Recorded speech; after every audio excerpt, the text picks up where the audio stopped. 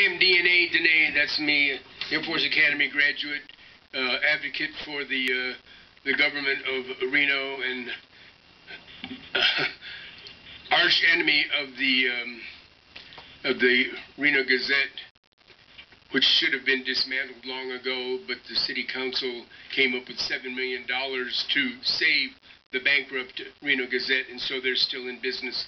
What we have here is we have the consent agenda, where they're going to vote on several things all in one vote.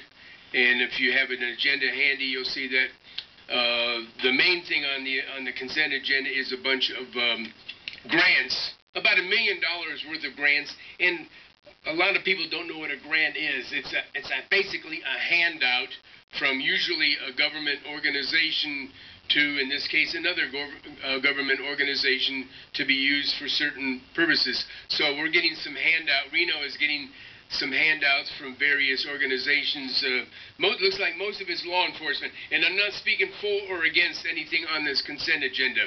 The last thing on the agenda is what looks like, and it's on the consent agenda, so these folks wouldn't necessarily even get any credit for it.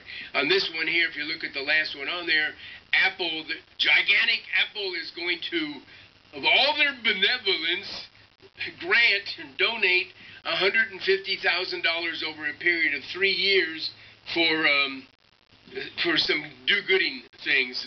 And what folks don't really realize, because most of you haven't been at a meeting before, but I've been to all of the meetings, and I was at the meeting, whatever it was, 8 years ago, when the Nevada government gave mighty Apple millions of dollars of tax breaks.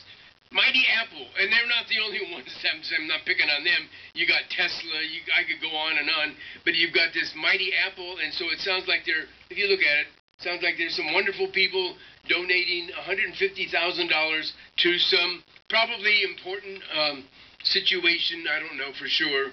And anyway, I just thought I'd come up here and voice my opinions about what I think about the consent agenda, and remind you that we almost had the Reno Gazette dismantled until the Reno City Hall came up with $7 million cash to buy out their defunct old building.